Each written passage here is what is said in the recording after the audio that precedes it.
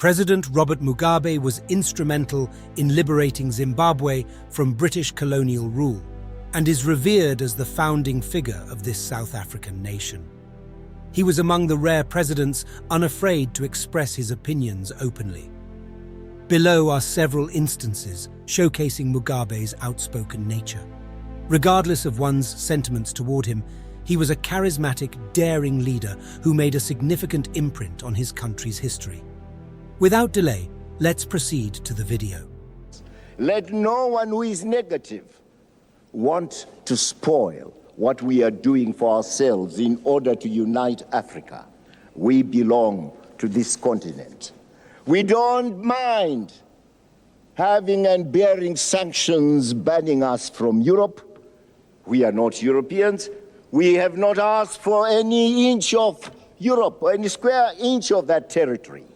So, Blair, keep your England and let me keep my Zimbabwe. Are you on your knees a little bit at the moment to the IMF? I mean, there are...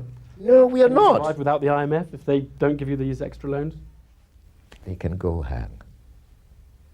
Tell them that.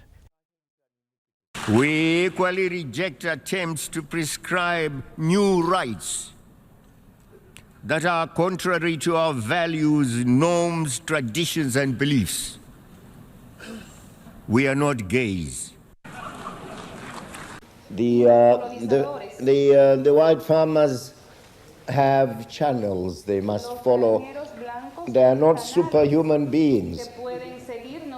They have been talking to the vice president who is in charge of the land acquisition program, Comrade Joseph Msika.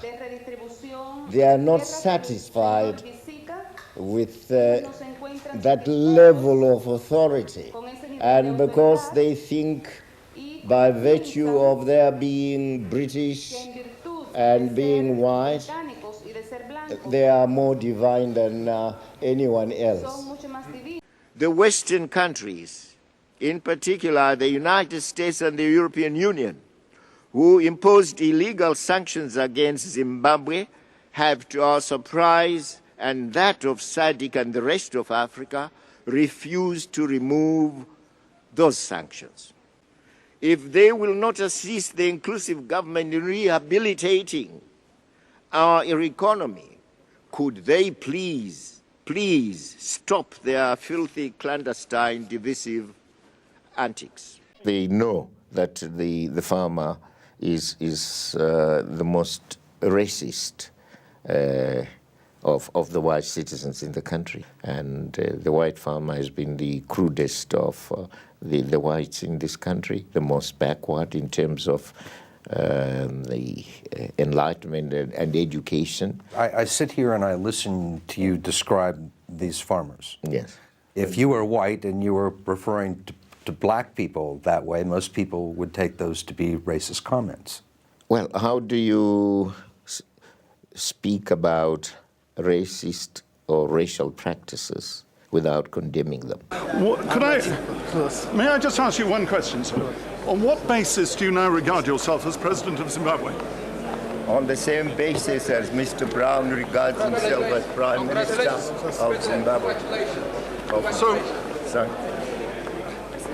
Precisely on that basis. You don't want your security man here to beat me up in front of you, I'm sure. Yeah, but don't ask stupid questions. Okay, but then, sir, say what you would like to say, sir. Please. But we are not a British colony. Come on, you must know that. Tell him again. We are not a British colony. Tell him again. What have the British to do with Zimbabwe? Who are you? You bloody idiots. Things were going so well for the independent Zimbabwe. Yeah. They've not been going so well now. It's perhaps just looking like you've stayed in power too long. And the trick of all great leaders is surely to sort of know when to move aside. In Britain, Margaret Thatcher was there for 11 years, and most people thought if only she'd gone a few years before that, she would have gone down more popular than she did. Don't you ever think maybe your time is up? You've been there a long time, actually. You recognize the difference between Zimbabwe and the United Kingdom, don't you? And between Thatcher and Robert Mugabe. All not leaders quite want to an hang on. admirer All of leaders that. want to hang on, and they all hang on a little bit too long, and they never step down No, until it's desperate. I'm serving a term of office I was given by the people of Zimbabwe, and they are the judge, no one else. The West would be the West, Europe, and America would be happy if I left the scene. But to talk to my people, go round. Haven't you? If you haven't gone round, talk to the people all over. Will you be there in the next election, or will you step aside, Grace? I won't tell that to you or to the West. When I make my announcement, it will be to my people who chose me, to my party first and foremost, and they are the ones who will get it from me first and foremost. Maria Stevens, wife of David Stevens, who was a farmer that was killed, reportedly forced to drink diesel fuel, shot twice in the face by war veterans. His wife says that you should be held personally accountable for his death. Why? I wasn't there. I didn't give instructions to anyone. Shame, shame, shame, we say, to the United States of America. Shame, shame, shame, we say, to Britain and its allies, who have continued to impose sanctions, illegal sanctions upon our people. Would you be happy to see all the white people leave Zimbabwe? No, I've said so out of anger. Would you be happy if they left? If they left on their own accord, good. They would make land more available. Why not? And we decided to do things this way so that there is an orderly process. If there are investors who are frightened by the fact that the people are being empowered, well, they might as well keep out. People must always come first in any process of sustainable development. And let our Africans come first in the development of Africa. Not as puppets, not as beggars, but as a sovereign people. Regime change, Mr. Blair. Who are you? Who are you to talk of regime change in Zimbabwe? One of us? By what connection, sir? Do you hear me?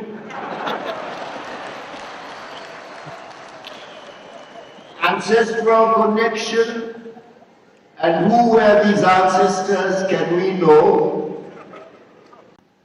No, Zimbabwe is for the Zimbabweans. Well, the UK is trying to